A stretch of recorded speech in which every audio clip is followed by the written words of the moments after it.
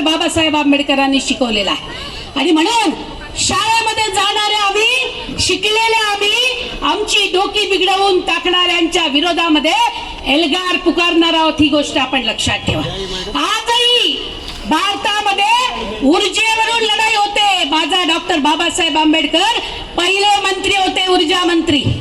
त्यांनी रिपब्लिकन पक्ष काढला होता आणि त्यांचं म्हणणं होतं की या देशामधल्या सर्व जाती धर्माच्या लोकांनी एकत्र येत लढाई उभी केली पाहिजे। आणि म्हणून समतेची, न्यायाची, राजकारणाची लढाई आजही बाकी आहे भावांनो आणि बहिणींनो। भावांनो आणि बहिणींनो, आज बाबासाहेबांच्या जयंतीच्या निमित्तानं आपण सगळ्यांनी शपथ घेतली पाहिजे।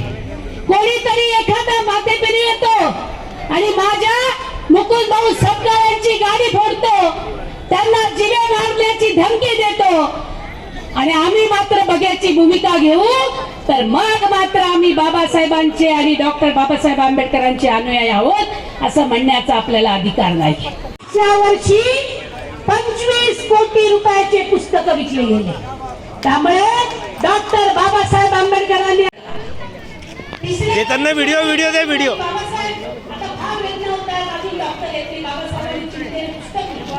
पुस्तक विकल्याबरोबर त्या बाईला लक्षात आलं की म्हणाले, अरे बाबासाहेब तुम्ही पण डॉक्टर आहात, तुम्ही का त्या बाईला नव्हे? बाबासाहेब म्हणाले मी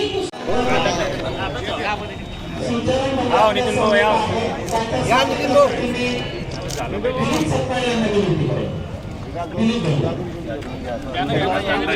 छत्रपती शिवाजी महाराजांचा, संभाजी महाराजांचा आपलं स्वागत आणि डॉक्टर बाबासाहेब आंबेडकरांचा भारत रत्न डॉक्टर बाबासाहेब आंबेडकरांचा भारतीय संविधान जिंदाबाद। विश्वरत्न महामानव हमारा भारत रत्न डॉक्टर बाबासाहेब आंबेडकरांचा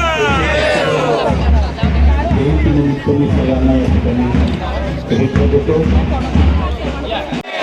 डॉक्टर बाबासाहेब आंबेडकरांचा जब तक सूरज चांद रहेगा, अरे जब तक सूरज चांद रहेगा, सन्मानाने हक्क इथे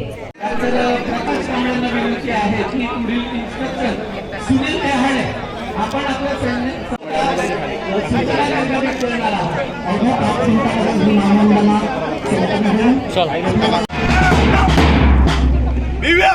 सावधान विवेक, जैसा कि आप सभी लोगों को पता है, आज हम विश्व रत्न परम पूज्य डॉक्टर बाबा साहब अम्बेडकर जी को मानवंदना देने के लिए आए हैं। परम पूज्य डॉक्टर बाबा साहब अम्बेडकर जी को सलामी देंगे। सलामी दो।